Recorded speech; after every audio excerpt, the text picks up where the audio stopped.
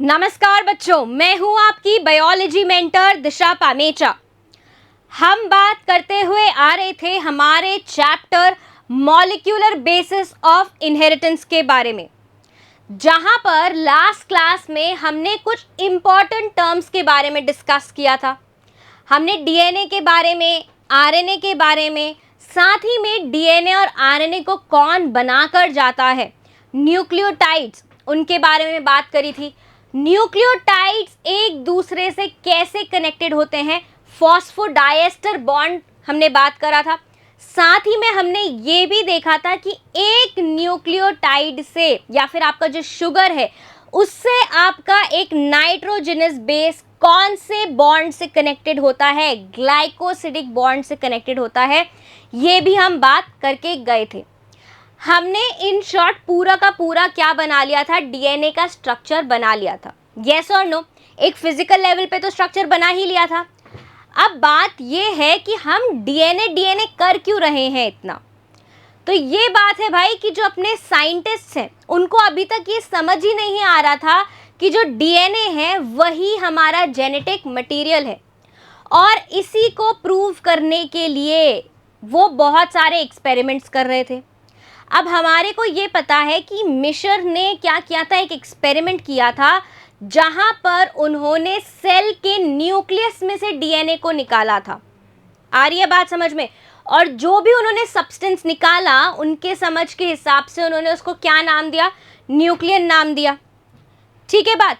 अब जब मिशर अपना एक्सपेरिमेंट कर रहे थे उसी टाइम पे जो मेंडल थे जिन्होंने प्रिंसिपल्स ऑफ इनहेरिटेंस दिया था लास्ट चैप्टर में, वो भी करीबन उसी टाइम पे एक्सपेरिमेंट कर रहे थे, ऑलमोस्ट सेम टाइम पे।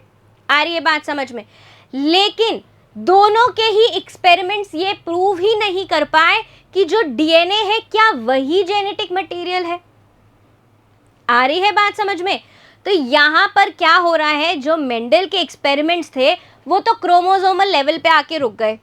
उन्होंने क्या बोला कि एक क्या होता है, फैक्टर होता है, वो एक जनरेशन से दूसरे जनरेशन पे जाता है और वो अपने साथ में क्या कैरी करता है, कुछ जीन्स कैरी करता है।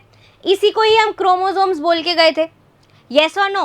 Principles of inheritance and variation वाले चैप्टर में हमने फैक्टर्स को ही तो क्या बोला था, क्रोमोसोम्स बोला था। यस और नो? कि फैक्टर्स ट्रांसफर होते हैं एक जनरेशन से दूसरे जनरेशन तक। लेकिन अभी तक यही बात समझ नहीं आ रही थी कि जो ये क्रोमोसोम हम इतना बोल रहे हैं कि ये एक जनरेशन से दूसरे जनरेशन तक ट्रांसफ़र हो रहे हैं, अपने साथ में ट्रेट्स लेकर जाते हैं, कैरेक्टर्स लेकर जाते हैं। मम्मी पापा से हमारे को कुछ क्रोमोसोम्स मिलते हैं जिनकी वजह से हमारी नाक, आँख और अपनी शक्ल उनके जैसे होती है। ये सब हमें समझ आ गया कि हमारे को उनसे क्रोमोसोम्स मिले हैं। लेकिन भाई रोटी आखिर बनी किसकी है? गेहूं की बनी है, वीट की बनी है, ज्वार की बनी है, बाजरे की बनी है, मक्के की बनी है, यही समझ नहीं आ रहा। मतलब कि क्रोमोसोमल लेवल तक तो स्टडी हो गई, लेकिन ये जो आपका क्या है, क्रोमोसोम है, ये अंत आपका किसका बना हुआ है यही समझ नहीं आ रहा है। इतना ज़्यादा कंफ्यूजन चल रहा था कि किसी ने बोला कि क्रोमोसोम किसका बना हुआ है, डीएनए का बना हुआ है, लेकिन किस बेसिस पे ये पता नहीं। कोई ये सोच रहा था कि भाई क्रोमोसोम हमारे आरएनए के बने हुए हैं, किस बेसिस पे ये पता नहीं। कोई एक्सपेरिमेंटल प्रूफ नहीं था बैकिंग के लिए, कोई साइंटिफिक प्रूफ नहीं था। और कोई तो ये कहकर जा रहा था कि भाई जो प्रोटीन्स हैं वही हमारा क्या है, जेनेटिक मटेरियल है। क्योंकि हमने ये देखा था कि हमारा प्रोटीन एक्सप्रेशन हो रहा है कहाँ पर, हमारे जो फिनोटाइपिक एक्सप्रेशन में, मेंडल के एक्सपेरिमेंट्स में हमने देखा कि प्रोटीन एक्सप्रेस हो रहा है तो वो कैरेक्टर हमारे पास आ रहा है, इसलिए प्रोटीन को ही क्या बोल दिया कि प्रोटीन ही जेनेटिक मटेरियल है। बात समझ में आ गई? बात समझ में आई? तो यहाँ पर क्या हुआ, अब यहाँ पर 1926 तक, कब तक, 1926 तक जो यहाँ पर स्टडीज चल रही थी कि भाई कौन है हमारा जेनेटिक मटेरियल, ये अभी तक सिर्फ और सिर्फ क्रोमोसोमल लेवल तक ही थी।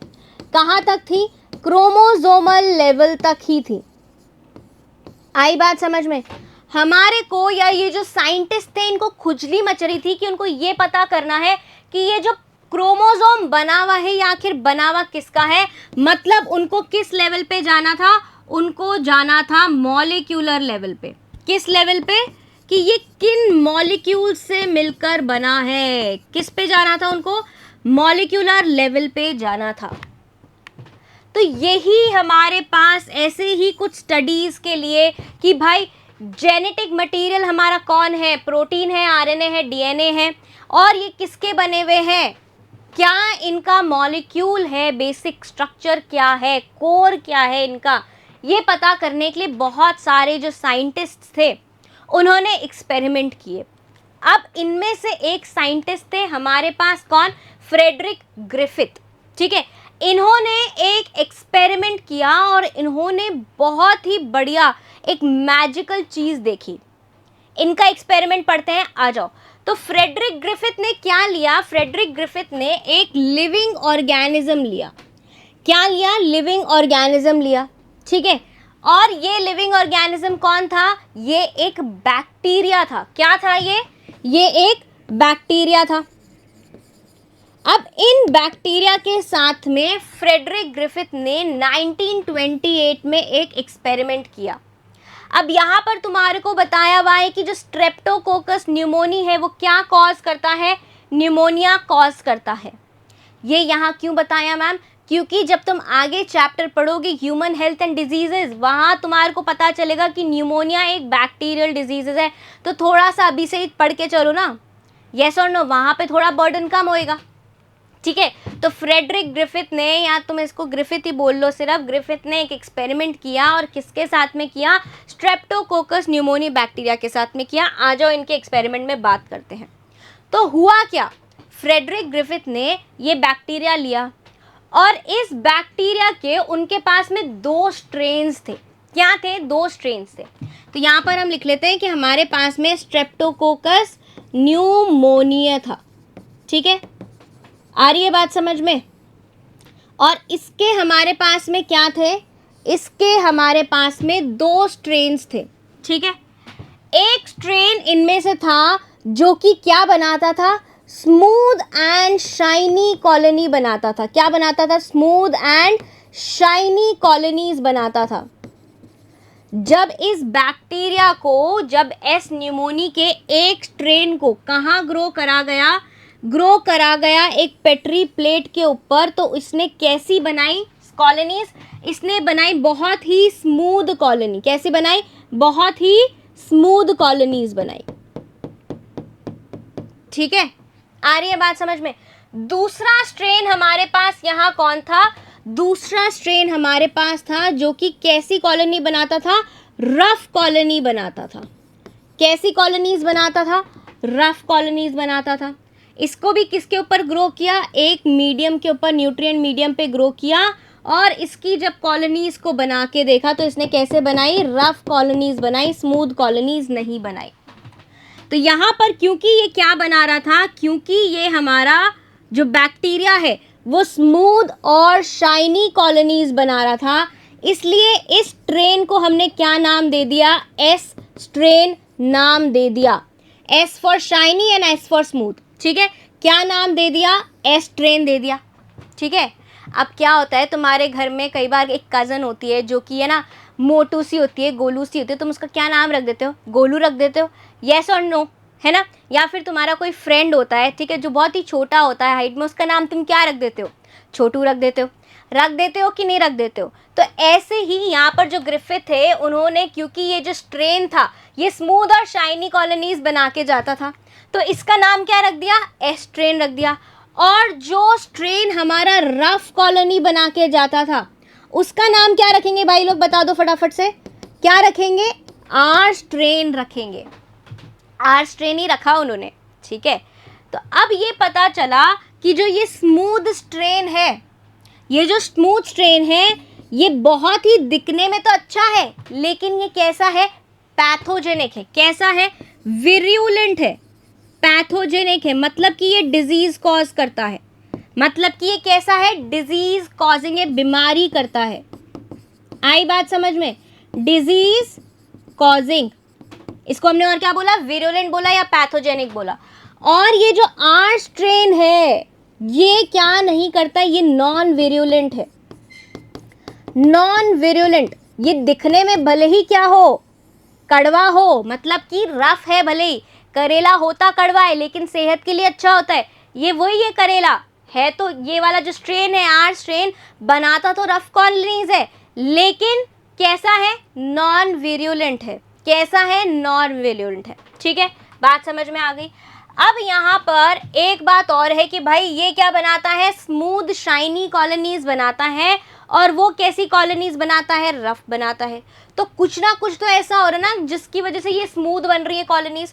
तो यहाँ पर स्मूथ बनने का हमारे पास में क्या है, एक रीजन है कि जो एस ट्रेन की जो कॉलोनीज थी उनके बाहर क्या थी, एक पॉलीसैकेराइड का कोट था, एक म्यूकस कोट था। क्या था, पॉलीसैकेराइड का कोट। किसका कोट था, पॉलीसैकेराइड की कोटिंग थी, और ये पॉलीसैकेराइड क्या था, म्यूकस था। इसलिए इनकी कॉलोनीज कैसी दिखती थी, स्मूथ एंड शाइनी दिखती थी। अब ये जो रफ कॉलोनीज थी, इनमें जो वो पॉलीसैकेराइड का कोट था, एब्सेंट पॉलीसैकेराइड कोट, क्या था, एब्सेंट था पॉलीसैकेराइड का कोटिंग। इसलिए इनकी कॉलोनीज कैसे दिखती थी, रफ कॉलोनीज दिखती थी। अब हमारे ग्रिफिथ ने क्या किया, इसको भी उठाया और उसको भी उठाया, और एक मॉडल ऑर्गेनिज्म लिया। यहाँ पर क्या लिया, एक ऑर्गेनिज्म लिया, माइस। क्या लिया, माइस, जिसके ऊपर उन्होंने क्या किया, अपना एक्सपेरिमेंट किया।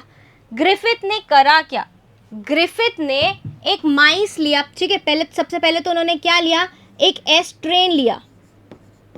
ठीक है, एस ट्रेन ले लिया। अब ये कैसा एस ट्रेन था, लाइव एस ट्रेन था, मतलब कि जिंदा था। ये क्या था, जिंदा था।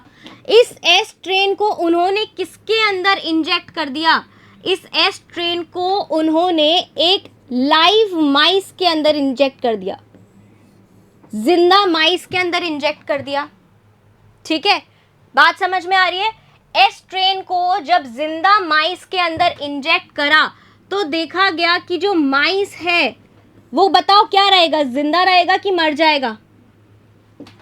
एस ट्रेन याद करो क्या था, विरुलेंट था, मतलब पैथोजेनिक था, बीमारी कॉज करता था। दिखने में तो बहुत ही क्या था, स्मूथ सा था, लेकिन पैथोजेनिक था, बीमारी कॉज करता था। तो ये जो हमारे माइस थे, इनमें क्या हो गया, न्यूमोनिया हो गया, और ये जो माइस था वो कैसा हो गया, डेड हो गया। जिन माइस में हमारे एस ट्रेन का लाइव स्ट्रेन डाला गया, मतलब जिंदा, वो क्या हो गए, माइस डेड हो गए। अब हमने यहाँ पर क्या लिया, रफ स्ट्रेन लिया। ठीक है, आर स्ट्रेन लिया।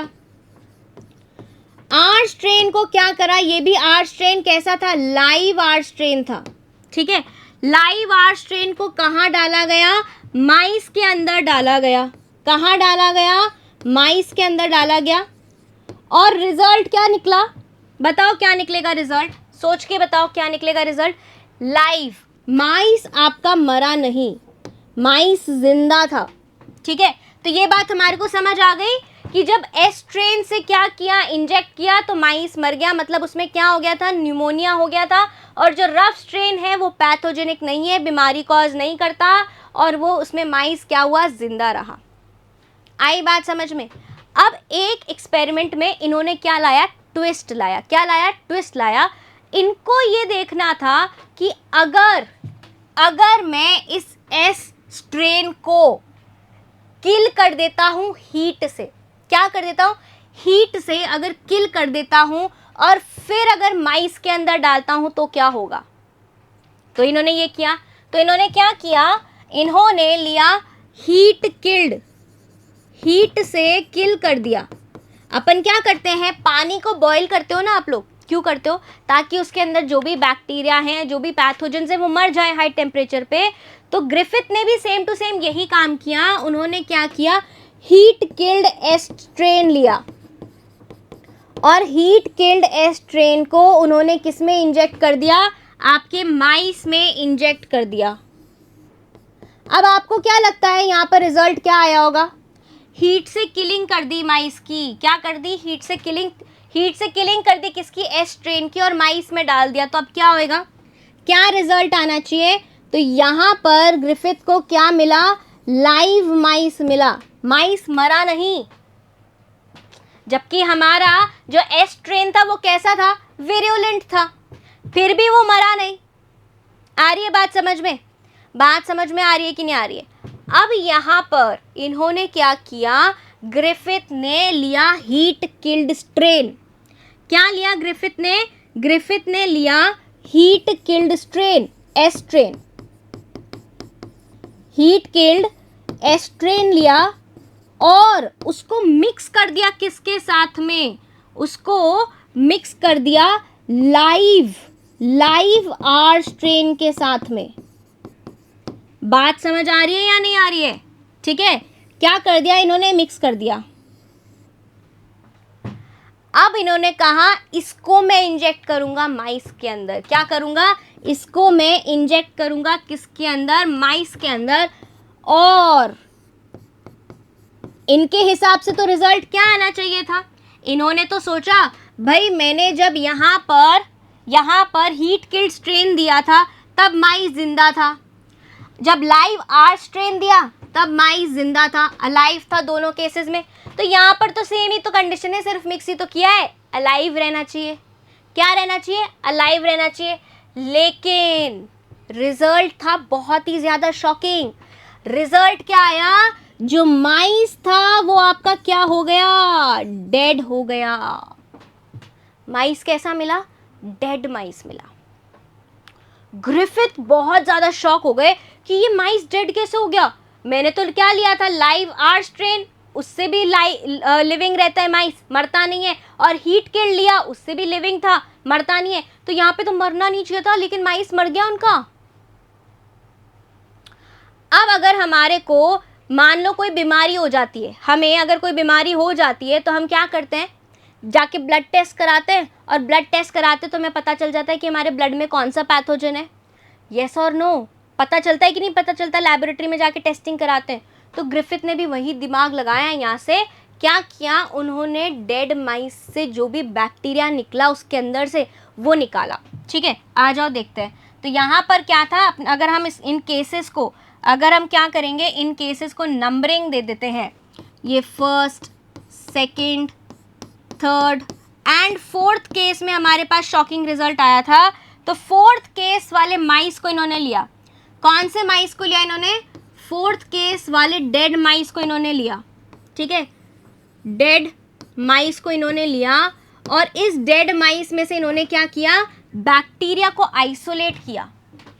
क्या किया, जो बैक्टीरिया था इसके ब्लड में से, इसकी बॉडी टिश्यूज में से आइसोलेट किया बैक्टीरिया को।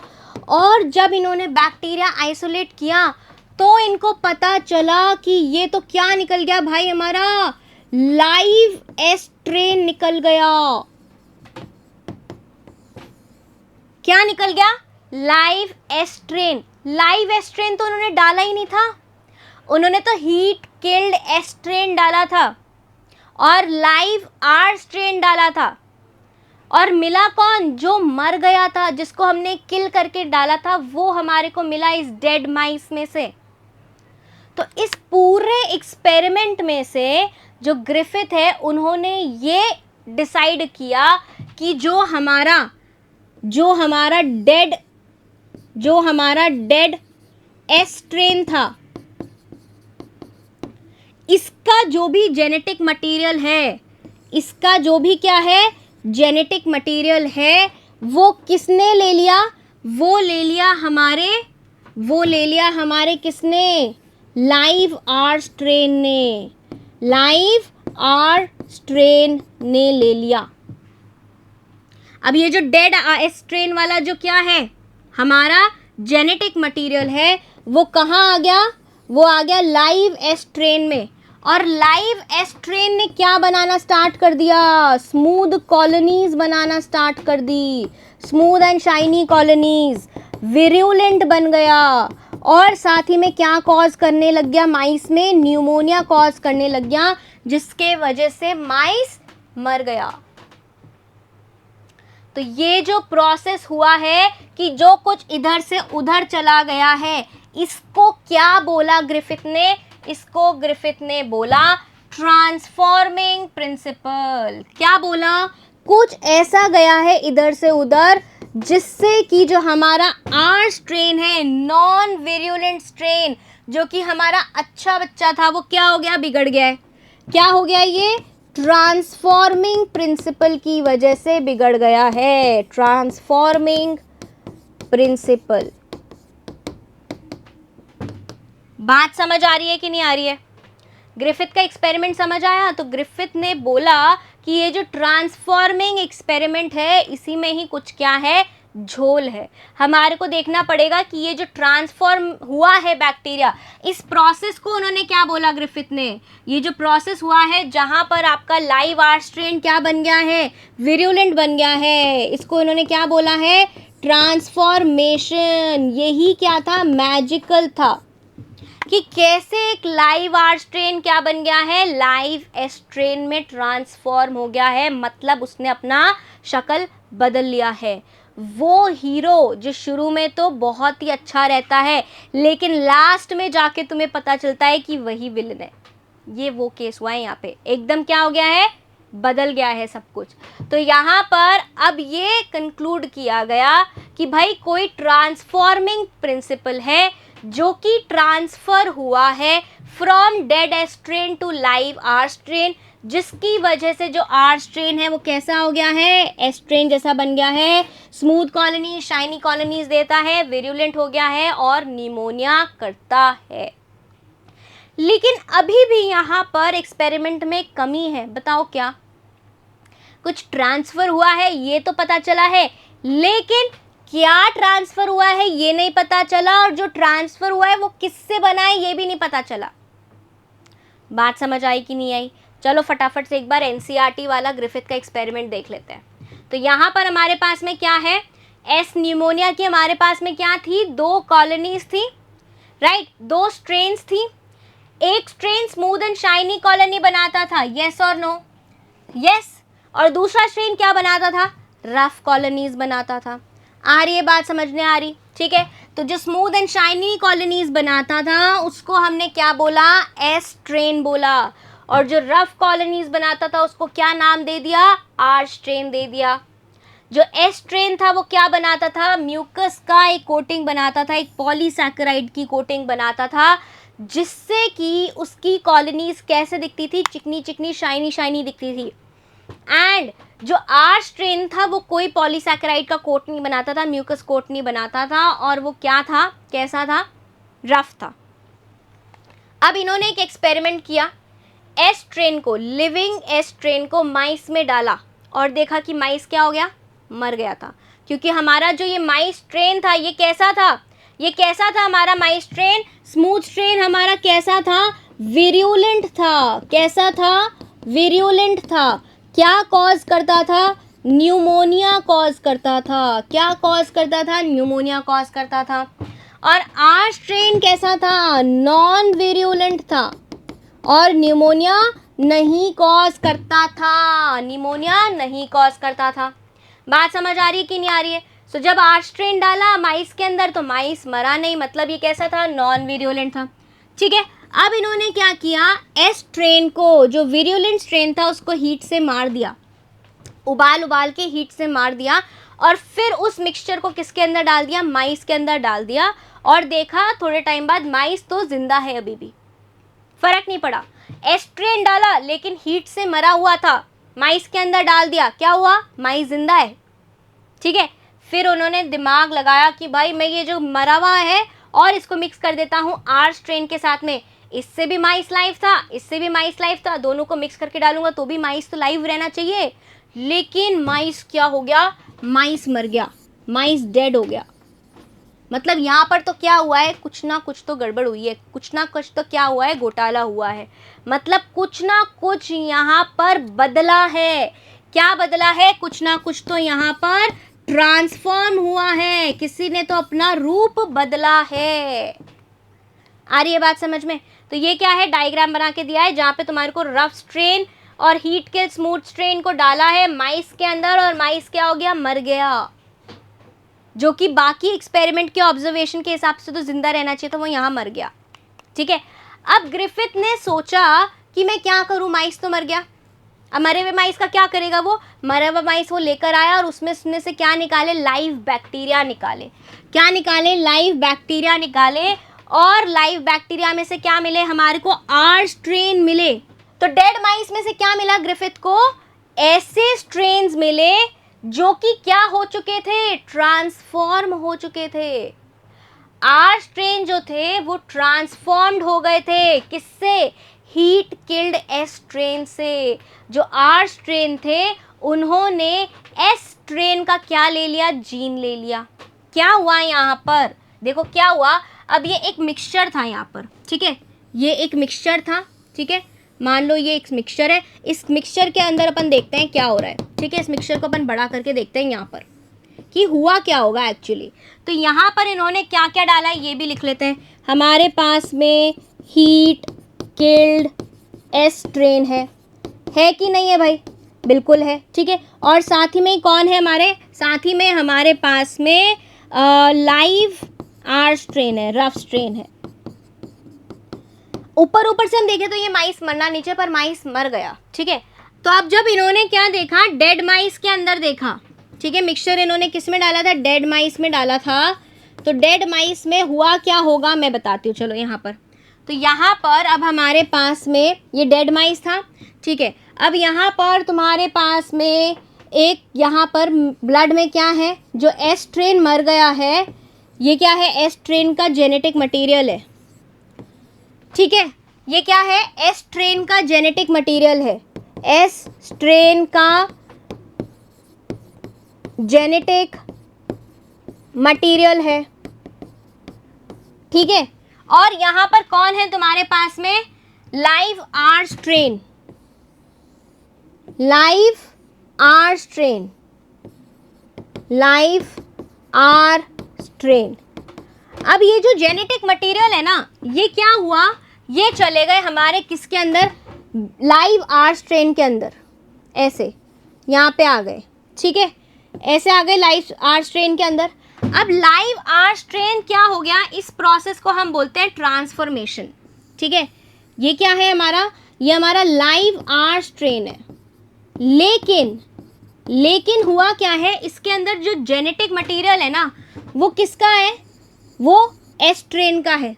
अब ये क्या करेगा, प्रोटीन एक्सप्रेस करेगा। तो इसको पता चला कि जो प्रोटीन एक्सप्रेस हुआ वो क्या कॉज कर रहा है, विरुलेंट्स क्रॉस कर रहा है, मतलब कि न्यूमोनिया कॉज कर रहा है, बीमारी कॉज कर रहा है। ये पहले बीमारी नहीं करता था, लेकिन अब बीमारी करने लग गया।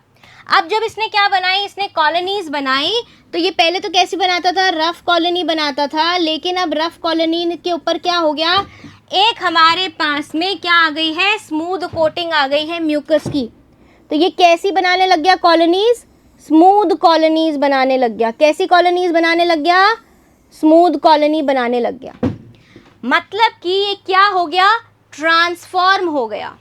क्या हुआ, ये ट्रांसफॉर्म हो गया। बात समझ में आ रही है, आ रही है बात समझ में। और इसी की वजह से क्या हो गया, हमारा जो माइस है डेड हो गया। ठीक है, आ जाओ। तो ट्रांसफॉर्म्ड जो आर स्ट्रेन है, जो एक लाइव एस स्ट्रेन की तरह काम कर रहा था, उसने क्या बनाई, स्मूथ कॉलोनीज बनाई, विरुलेंट हो गया और न्यूमोनिया कॉज किया। आई बात समझ में, इतनी बात समझ में आ रही है या नहीं आ रही है। ठीक है, फिर क्या हुआ, जो आर स्ट्रेन था वो ट्रांसफॉर्म हुआ, क्यों, because of the transfer of genetic material, because of the transfer of genetic material. तो ये तो बात समझ आ गई कि जेनेटिक मटेरियल के ट्रांसफर की वजह से हमारा आर स्ट्रेन ट्रांसफॉर्म हो गया इनटू एस स्ट्रेन। लेकिन वो अभी भी हमारा जो सवाल है वो तो वही का वही है कि what is genetic material made of, कि जो जेनेटिक मटेरियल है वो किसका बना हुआ है, कॉम्पोजिशन क्या है। क्या इस एक्सपेरिमेंट से आप इस सवाल का जवाब दे पाए हैं, नहीं दे पाए हैं कि भाई हमारा जेनेटिक मटेरियल डीएनए का बना है, नहीं पता, क्या आरएनए का बना है, नहीं पता है, क्या प्रोटीन का पता बना है, नहीं पता है। तो बना किसका है आखिर? बात समझ में आ रही है? तो यहाँ पर यही कहानी खत्म नहीं हो रही है, कहानी अभी और चलेगी और नए साइंटिस्ट आएंगे, और जो नए साइंटिस्ट आएंगे वो ये पता करके जाएंगे कि जेनेटिक मटेरियल आखिर बना किसका है। आई बात समझ में? तो अब भाई जब ग्रिफिथ ने ये बता दिया कि कोई ना कोई ट्रांसफॉर्मिंग प्रिंसिपल है, तो और दूसरे साइंटिस्ट को क्या मिल गया? मटेरियल मिल गया कि ये जो ट्रांसफॉर्मिंग प्रिंसिपल है इसका हमारे को क्या निकालना है? बायोकेमिकल नेचर निकालना है। क्या निकालना है? बायोकेमिकल नेचर निकालना है। मतलब कि जो ग्रिफिथ का ट्रांसफॉर्मिंग प्रिंसिपल था वो किसका बना हुआ है ये पता करना है। तो अभी तक तो जब तक हमारे पास में एवरी मैक्लियोड एंड मैकार्टी का एक्सपेरिमेंट नहीं आया था ना, तब तक यही सोचा जा रहा था कि जो प्रोटीन है, जो क्या है? प्रोटीन है, वही हमारा जेनेटिक मटेरियल है, वही हमारा क्या है? जेनेटिक मटेरियल है। लेकिन हमारे पास में 3 साइंटिस्ट आए, Oswald Avery, Colin MacLeod and Maclyn McCarty, जिन्होंने 1933 से 1944 ऑलमोस्ट 10 साल तक कुछ एक्सपेरिमेंट किया। उसी का कंटिन्यूएशन, ग्रिफिथ के ही एक्सपेरिमेंट की कंटिन्यूएशन में, और पता लगाया कि जो हमारा ट्रांसफॉर्मिंग प्रिंसिपल है वो किसका बना हुआ है। सोचो, तो अब यहाँ पर इन्होंने क्या किया? एक एक्सपेरिमेंट किया जहाँ पर इन्होंने क्या लिया? इन्होंने हमारे पास लिए वो जो डेड स्ट्रेन्स थे ना, वो लिए। ठीक है, क्या लिए इन्होंने? डेड एस सेल्स लिए, डेड एस सेल्स लिए। ठीक है, अब इस डेड सेल्स में, एस सेल्स में से इन्होंने इसके क्या निकाले? सारे डीएनए निकाल लिया, पूरा क्या निकाल लिया? डीएनए को अलग कर लिया, बायोमॉलिक्यूल्स को अलग कर लिया, बेसिकली डीएनए को अलग कर लिया। और क्या किया इन्होंने? आरएनए भी निकाल लिया, और क्या निकाला? प्रोटीन भी निकाल लिया। ठीक है, क्या क्या निकाल लिया? 3 चीजें निकाल ली, डीएनए निकाल ली, आरएनए निकाल लिया, और प्रोटीन भी निकाल लिया। अब ये डेड सेल वाला जो एस सेल है ना, इन्होंने क्या किया? इन्होंने डीएनए को डाला किसके अंदर? इन्होंने डीएनए को डाला हमारे लाइव आर सेल के अंदर। बात समझ में आ रही है? फिर आरएनए को डाला किसके अंदर? लाइव आर सेल के अंदर। ठीक है, आई बात समझ में? अब क्या हो रहा है? अब यहाँ पर इन्होंने देखा कि जब डीएनए को डाला गया लाइव आर सेल के अंदर, तो जो लाइव आर सेल था वो क्या बन गया? ट्रांसफॉर्म्ड हो गया। क्या हो गया? Transformation occurred, transformation happened. ये क्या बन गया? Transformed R cell, transformed R strain बन गया ये, जो कि विरुलेंट हो गया and shiny and smooth colonies बनाने लग गया, निमोनिया करने लग गया डीएनए के ट्रांसफर से। लेकिन जब आरएनए ट्रांसफर करा गया तो नहीं हुआ, no transformation, no transformation happened. Live R cell ही रहा, रफ कॉलोनीज बनाया और विरुलेंट भी नहीं बना। बात समझ में आ रही है? अब जब इन्होंने प्रोटीन्स देखे तो प्रोटीन्स इनको क्या मिले? एक इनको मिले हमारे पास में आरएनएजेस। क्या मिले? आरएनएज मिले। मतलब कि जो आरएनए को क्लीव करते थे, क्या करते थे? आरएनए को क्लीव कर दिया। अब इस आरएनए को जब आरएनए से क्लीव करके ट्रांसफॉर्मेशन करवाया तो ट्रांसफॉर्मेशन नहीं हुआ, ट्रांसफॉर्मेशन नहीं हुआ, no transformation, no transformation happened. लेकिन इनके पास और क्या था? डीएनए डाइजेस्टिंग एंजाइम्स भी थे। क्या थे? डीएनए डाइजेस्टिंग एंजाइम, जिनको हम क्या बोलते हैं? डीएनएज बोलते हैं। जब इन्होंने डीएनए को डीएनए से क्या करवाया? डाइजेस्ट करवाया, तब उन्होंने देखा कि ट्रांसफॉर्मेशन जो हो रहा था वो नहीं हुआ। क्या नहीं हुआ? There was no transformation, there was no transformation. No transformation happened. मतलब कि आरएनए से तो फर्क पड़ ही नहीं रहा।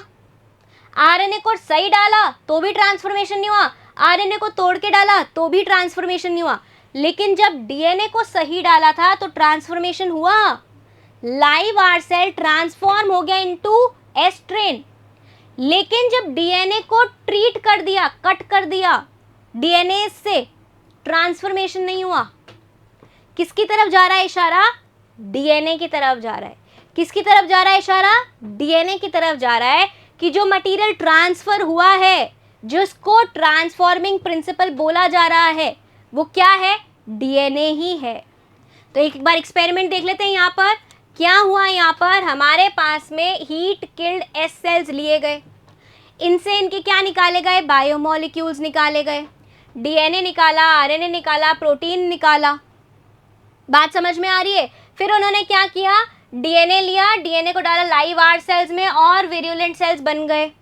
मतलब कि यहाँ पर जो ट्रांसफॉर्मेशन था, ट्रांसफॉर्मेशन हो गया। यस और नो? Transformation occurred. लेकिन जब आरएनए डाला तब ट्रांसफॉर्मेशन नहीं हुआ। आरएनए डाला तब ट्रांसफॉर्मेशन नहीं हुआ।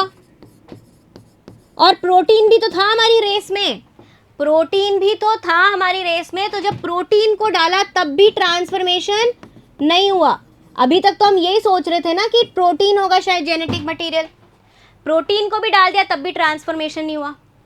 अब हमने क्या किया? हमने लिए कुछ एंजाइम्स। सबसे पहले हमने लिए प्रोटीन डाइजेस्टिंग एंजाइम्स। प्रोटीन्स जो थे उनको प्रोटीन डाइजेस्टिंग एंजाइम से जब डाइजेस्ट किया तब भी ट्रांसफॉर्मेशन नहीं हुआ, तब भी ट्रांसफॉर्मेशन नहीं हुआ। जब आरएनए को तोड़कर फिर आरएनए डाला तब भी ट्रांसफॉर्मेशन नहीं हुआ। ठीक है, क्या नहीं हुआ? तब भी ट्रांसफॉर्मेशन नहीं हुआ। लेकिन जब डीएनए को हमने क्या कर दिया? चकनाचूर कर दिया, तब क्या हुआ? डीएनए डाइजेस्टिंग एंजाइम्स डाल दिए। तो जो ट्रांसफॉर्मेशन डीएनए के डालने से हो रहा था, अब वो ट्रांसफॉर्मेशन नहीं हो रहा है। क्या हो गया है? अब वो ट्रांसफॉर्मेशन नहीं हो रहा है, ट्रांसफॉर्मेशन इनहिबिट हो गया है। जो ट्रांसफॉर्मेशन डीएनए के डालने से हो रहा था, अब वो ट्रांसफॉर्मेशन इनहिबिट हो गया है, बंद हो गया है। मतलब कि डीएनए ही हमारा क्या था? जेनेटिक मटेरियल था। बात समझ आ रही है? तो यहाँ पर क्या हुआ? प्रोटीन डालने से भी ट्रांसफॉर्मेशन नहीं हुआ, आरएनए डालने से भी ट्रांसफॉर्मेशन नहीं हुआ। मतलब दोनों के दोनों ट्रांसफॉर्मिंग प्रिंसिपल्स नहीं है। डीएनए डालने से ट्रांसफॉर्मेशन हुआ तो मतलब डीएनए के ही ट्रांसफर से क्या हो रहा है? ट्रांसफॉर्मेशन हो रहा है। और डीएनए ही क्या है? हमारा हेरिडिटरी मटेरियल है। ये तीनों साइंटिस्ट ने बहुत मेहनत करी, 10 साल 1933 से 44 तक इतना अच्छा एक्सपेरिमेंट किया, प्रूव किया कि जो जेनेटिक मटेरियल है वो डीएनए से बना हुआ है। लेकिन सारे बायोलॉजिस्ट अभी भी माने नहीं। अब क्या होता है, लव मैरिज जब करनी होती है तो कोई ना कोई तो उदास रहता ही है। ठीक है, लेकिन ऐसा थोड़ी है कि लव मैरिज नहीं होगी, शादी तो होगी ना भाई। तो मतलब कि कुछ लोग तो अभी भी नाखुश थे, कुछ साइंटिस्ट तो अभी भी नाखुश थे। तो अब इनको खुश करने के लिए दो फिर से कौन आए? साइंटिस्ट आए और उन्होंने फिर से एक एक्सपेरिमेंट किया। और इस एक्सपेरिमेंट को फेमस नाम से जानते हो आप, हर्शी एंड चेज का एक्सपेरिमेंट। आ रही है बात समझ में? जहां पर ये प्रूफ कर दिया गया कि जो डीएनए है वही हमारा जेनेटिक मटेरियल है। मतलब जो एवरी मैक्लियोड और मैकार्टी प्रूफ करना चाहते थे वो सही है, बस थोड़ा सा उनका रास्ता अलग था और वो जगह पे नहीं पहुंच पाए। आ रही है बात समझ में? तो यहाँ पर क्या हुआ, हमारे पास में दो साइंटिस्ट थे, Alfred Hershey and Martha chase, जिन्होंने ये प्रूफ कर दिया कि जो डीएनए है वही हमारा जेनेटिक मटेरियल है। और इन्होंने किसके साथ में काम किया? जैसे कि हमारे जो पहले के दो एक्सपेरिमेंट थे, ग्रिफिथ वाला, ग्रिफिथ ने किसके साथ काम किया? स्ट्रेप्टोकोकस न्यूमोनी के साथ में काम किया। फिर जो एवरी मैक्लियोड मैकार्टी थे उन्होंने उन्हीं के साथ में वापस से काम कर लिया। ठीक है, तो अब क्या हुआ, इन्होंने कुछ नया लिया। इन्होंने नया क्या लिया? इन्होंने नया ये लिया कि इन्होंने लिए बैक्टीरिया।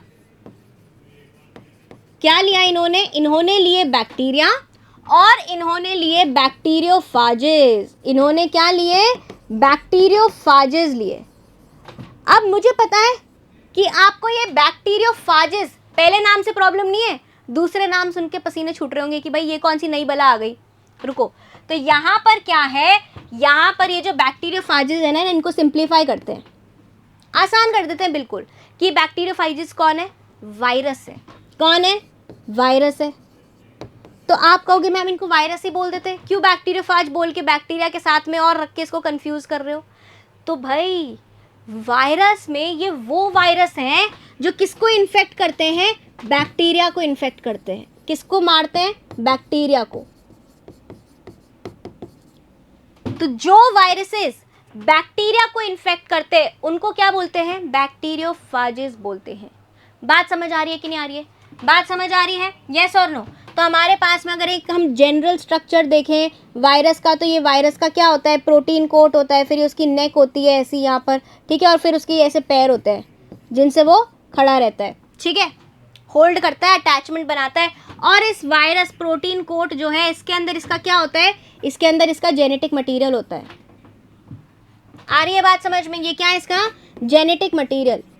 अभी हम ये मान ही नहीं रहे कि जेनेटिक मटीरियल डीएनए है, ठीक है, अभी हम मान ही नहीं रहे कि जेनेटिक मटीरियल क्या है, डीएनए है, ठीक है, मान लिया। अब होता क्या है, हमारे पास मान लो तुम एक बैक्टीरिया है, क्या है, ये बैक्टीरिया है।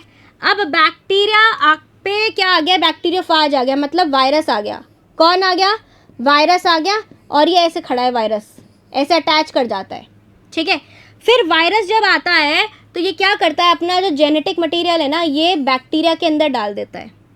और बैक्टीरिया क्या करता है, इस जेनेटिक मटीरियल को क्या करने लगता है, ये डीएनए है या जो भी है, क्या है, इस जेनेटिक मटीरियल का क्या करने लगता है, अपना जेनेटिक मटीरियल समझ के इसका ट्रांसक्रिप्शन करने लगता है। और फिर क्या बनाता है, फिर ट्रांसलेशन करता है, ट्रांसलेशन करता है, और क्या बना लेता है, नए वायरल पार्टिकल्स बना लेता है, वायरस के पार्टिकल्स बना देता है। क्या बना देता है, वायरस के और पार्टिकल्स बना देता है। आ रही है बात समझ में, ठीक है। तो ये अपना जेनेटिक मटीरियल अंदर डालता है, जेनेटिक मटीरियल का ट्रांसक्रिप्शन होता है, ट्रांसलेशन होता है, नए वायरस पार्टिकल्स बनते हैं, और बहुत सारे वायरस पार्टिकल्स बन के बाहर निकल जाते हैं। ये है तुम्हारा बैक्टीरियोफाज कैसे फंक्शन करता है। अब हर्शी और चेज ने किसके साथ में काम किया है, बैक्टीरिया के साथ में और बैक्टीरियोफाजिस के साथ में, ठीक है। तो बैक्टीरिया इन्होंने कौन से लिए, बैक्टीरिया इन्होंने लिया ई कोलाई। कौन सा लिया, ई कोलाई लिया। अब कहानी सुनते हैं कि इन्होंने एक्सपेरिमेंट में क्या काम किया। इन्होंने क्या किया, इन्होंने हर्शी और चेज ने दो मीडियम्स लिए। क्या लिए, दो मीडियम्स लिए, न्यूट्रिएंट मीडियम। आ रही है बात समझ में। एक न्यूट्रिएंट मीडियम में इन्होंने क्या डाला, एक न्यूट्रिएंट मीडियम में इन्होंने डाला रेडियो एक्टिव फॉस्फोरस। क्या डाला, रेडियो एक्टिव फॉस्फोरस डाला। और दूसरे में इन्होंने क्या डाला, दूसरे में इन्होंने डाला रेडियो एक्टिव सल्फर, ठीक है। अब फॉस्फोरस के ऊपर मैं ऐसे स्टार लगा दूंगी, मतलब क्या है, रेडियो एक्टिव है, और सल्फर के एस के ऊपर मैं स्टार लगा दूंगी, मतलब क्या है, रेडियो एक्टिव सल्फर है, ठीक है। और यहाँ पर इन्होंने क्या ग्रो करे, इन्होंने ग्रो करे यहाँ पर रेडियो एक्टिव फॉस्फोरस में वायरसेस ग्रो करे, ये वायरस ग्रो करे, ठीक है। और इन्होंने रेडियो एक्टिव सल्फर, तो एक काम करते हैं, रेडियो एक्टिव सल्फर वाले को हम, वायरसेस को हम बना लेते हैं येलो कलर से, ये लो भाई, ठीक है, रेडियो एक्टिव सल्फर। आ गई बात समझ में। अब क्या हुआ, जो वायरसेस रेडियो एक्टिव फॉस्फोरस पे ग्रो करे, जो वायरसेस रेडियो एक्टिव फॉस्फोरस पे ग्रो करे, उनमें क्या दिखाई दिया, उनमें जो डीएनए था वायरस का, जो क्या था, वायरल डीएनए जो था, वायरल डीएनए में रेडियो एक्टिविटी दिखी। वायरल डीएनए में रेडियो एक्टिविटी दिखी। क्यों दिखी, क्यों दिखी, क्योंकि जो डीएनए है उसका हमने पढ़ा है, जो बैकबोन है वो किससे बनी हुई है, फॉस्फेट से बनी हुई कि नहीं बनी हुई है, फॉस्फोडाइस्टर बॉन्ड। पी मॉलिक्यूल है, पी का एटम लगा हुआ है, तो क्या आएगी, जो हमारे पास में रेडियो एक्टिव फॉस्फोरस है उन वाले वायरस में हमारे पास वायरल के डीएनए में क्या होएगा, रेडियो एक्टिविटी आएगी। यस और नो, यस और नो। तो हमारे पास में जो वायरस रेडियो एक्टिव फॉस्फोरस पे ग्रो कर रहे हैं उनके डीएनए में क्या आएगी, रेडियो एक्टिविटी। इनका डीएनए कैसे हो जाएगा, रेडियो एक्टिव डीएनए हो जाएगा। यस और नो, बताओ भाई, समझ आ रही कि नहीं आ रही है कि रेडियो एक्टिव डीएनए हो गया, क्योंकि डीएनए के अंदर क्या होता है, फॉस्फोरस होता है, फॉस्फोरस में रेडियो एक्टिविटी थी। बात आ रही है समझ की नहीं आ रही है। अब यहाँ पे क्या हुआ, जो वायरसेस रेडियो एक्टिव सल्फर पे ग्रो कर रहे थे उनके जो क्या थे, वायरल प्रोटीन्स जो थे, जो क्या थे, वायरल प्रोटीन्स जो थे उनमें रेडियो एक्टिविटी थी। उनमें क्या थी, वायरल प्रोटीन्स में रेडियो एक्टिविटी थी।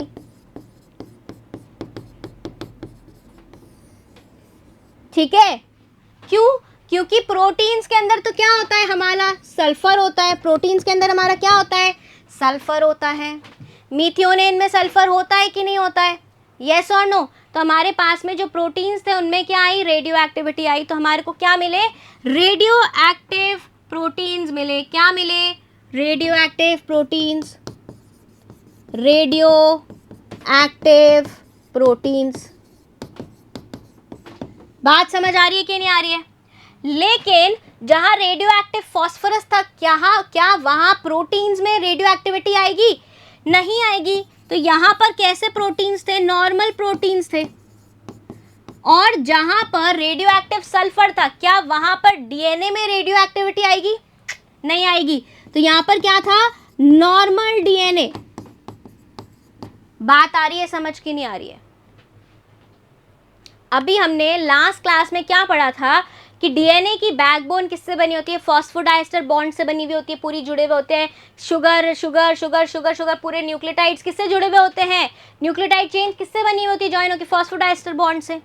फॉस्फोडाइस्टर में क्या होता है, फॉस्फेट होता है। अब वायरस को इस मीडियम के ऊपर उगाया है, क्या करा है, उगाया है। तो वायरस क्या करेगा, मीडियम क्या होता है, वायरस का खाना होता है। अब वायरस वो मीडियम खाएगा तो उसके अंदर फॉस्फोरस जाएगा, और फॉस्फोरस जाएगा तो वो उसी फॉस्फोरस को यूज करके तो अपना डीएनए बनाएगा।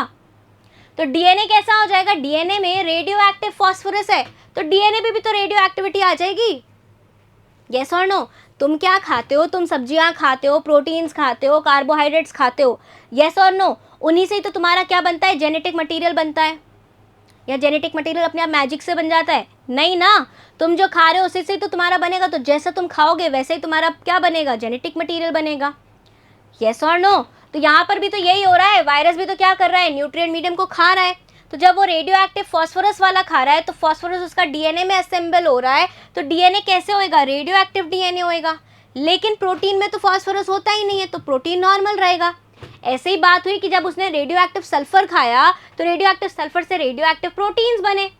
लेकिन डीएनए में तो सल्फर होता ही नहीं है, तो डीएनए कैसे बनेगा, नॉर्मल बनेगा। डीएनए कैसे बनेगा, नॉर्मल बनेगा। अब इनको अलग अलग रहने दो, ये रेडियो एक्टिव डीएनए वाला वायरस, ये रेडियो एक्टिव प्रोटीन वाला वायरस। बात समझ आ गई। इसको पिंक से बनाएंगे, उसको येलो से बनाएंगे। आ जाओ। अब हमने क्या ले लिए हैं, बैक्टीरिया ले लिए हैं। ठीक है, क्या ले लिया है, बैक्टीरिया ले लिया है। और यहाँ पर भी एक बैक्टीरिया ले लिया है। इस बैक्टीरिया को, ई कोलाई को, ई कौन है, ई कोलाई, इसको क्या किया, एक वायरल डीएनए वाले वायरस ने क्या किया, इन्फेक्ट किया। बात आ रही है समझ में। और इसके पास में जो इसका डीएनए था उसमें क्या था, उसमें ये कैसा रेडियो एक्टिव डीएनए था, क्या था, रेडियो एक्टिव डीएनए, क्योंकि इसमें रेडियो एक्टिव फॉस्फोरस था। यस और नो, जल्दी बता दो, यस और नो, है ना। अब इसको किसने इन्फेक्ट किया, रेडियो एक्टिव प्रोटीन वाले ने किया। किसने किया, रेडियो एक्टिव प्रोटीन में। तो प्रोटीन कहाँ होता है वायरस का, उसकी टोपी में होता है, उसके सर में होता है। लेकिन जो जेनेटिक मटेरियल था वो कैसा था, वो तो नॉर्मल था। जेनेटिक मटेरियल कैसा था, वो तो नॉर्मल था। जेनेटिक मटेरियल कहाँ आएगा, बैक्टीरिया के अंदर आएगा। यस और नो, बैक्टीरिया के अंदर आएगा। और यहाँ पर ये जो रेडियो एक्टिव डीएनए ये कहाँ आएगा, बैक्टीरिया के अंदर आएगा। यस और नो, यस और नो।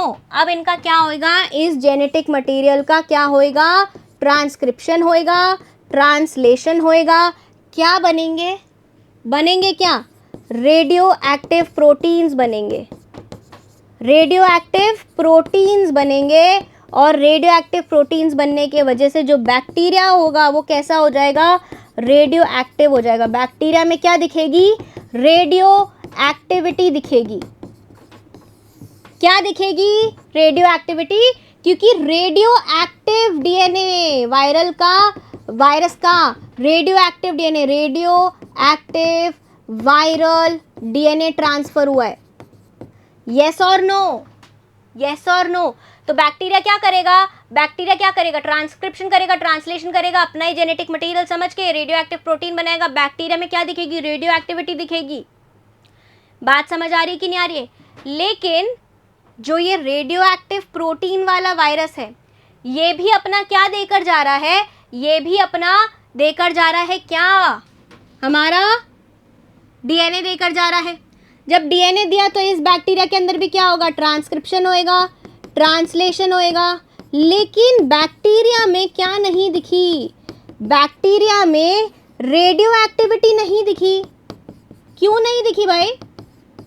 क्यों नहीं दिखी? यहाँ पर भी तो रेडियो एक्टिविटी थी, रेडियो एक्टिव सल्फर था भाई। यहाँ पर रेडियो एक्टिव सल्फर की वजह से क्या था? रेडियो एक्टिव प्रोटीन बने थे, लेकिन प्रोटीन तो ट्रांसफर हो ही नहीं रहे। क्या ट्रांसफर हो रहा है? हमारा यहाँ पर तो डीएनए ट्रांसफर हो रहा है, जो कि क्या है? नॉन रेडियो एक्टिव है। रेडियो एक्टिव नहीं है, नॉन रेडियो एक्टिव डीएनए था, नॉर्मल डीएनए था, वो ट्रांसफर हुआ है। इसलिए बैक्टीरिया में रेडियो एक्टिविटी देखने को नहीं मिली। बात समझ में आ रही है? हुआ क्या? बैक्टीरिया को इन्फेक्ट कराया, ठीक है। जब बैक्टीरिया को इन्फेक्ट करा दिया, थोड़े टाइम इन्फेक्टेड रखा, ठीक है। अब उनको क्या करना था? बैक्टीरिया को टेस्ट करना था कि भाई बैक्टीरिया में रेडियो एक्टिविटी आ रही है या नहीं आ रही है, और कौन से वाले में आ रही है। तो इन्होंने सबसे पहले तो क्या किया? इन्होंने इसको हटाया, वायरस को हटाना चाहा। तो वायरस का जो कोट था, इन्होंने क्या किया? एक ब्लेंडर लिया, मिक्सर लिया, उसमें बैक्टीरिया को घुमाया तो वायरल कोट हट गए।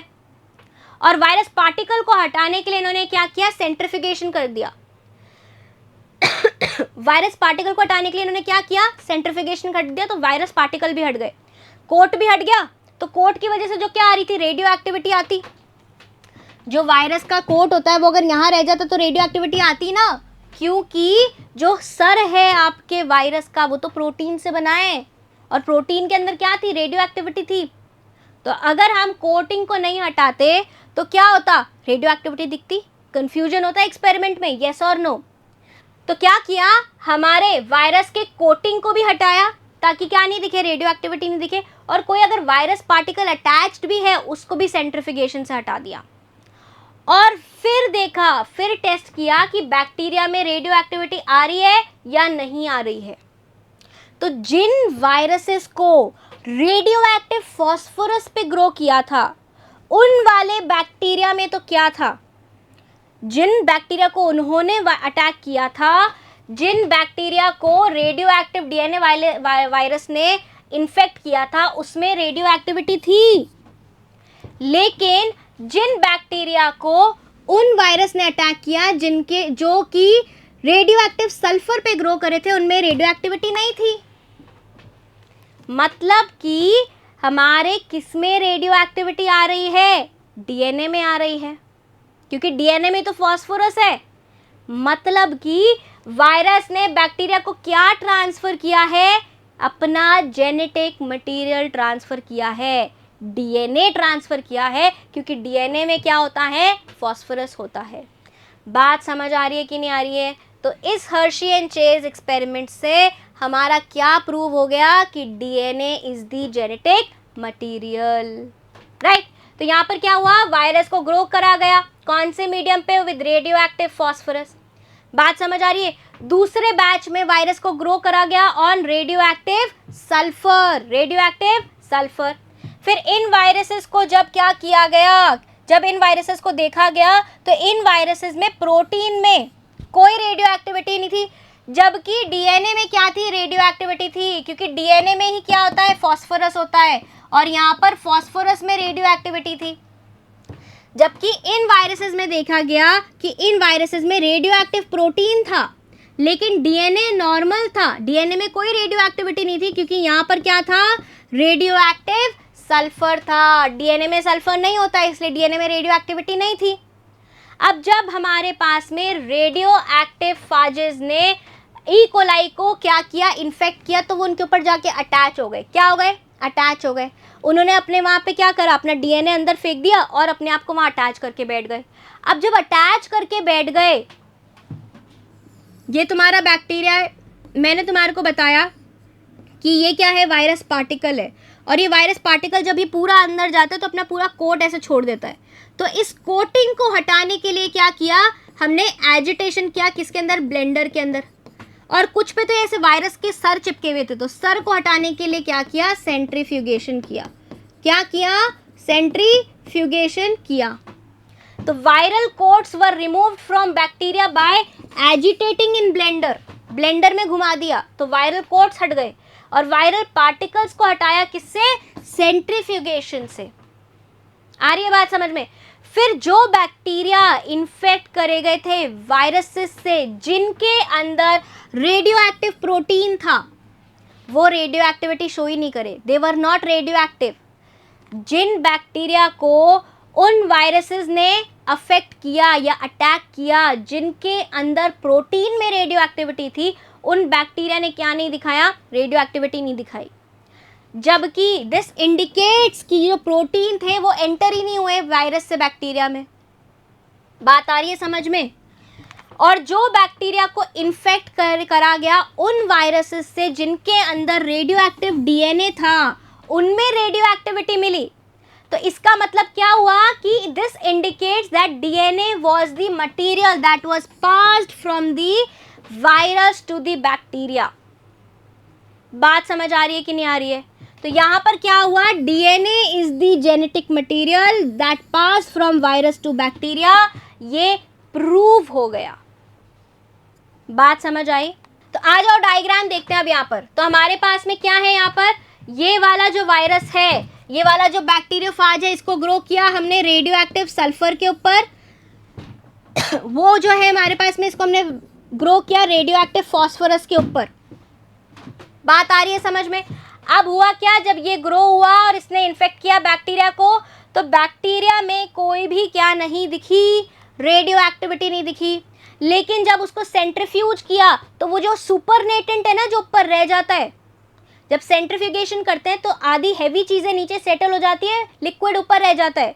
तो लिक्विड में दिखी रेडियो एक्टिविटी, मतलब वायरल कोट्स में दिखी रेडियो एक्टिविटी, बैक्टीरिया में नहीं दिखी। There was no radioactivity detected in the sales.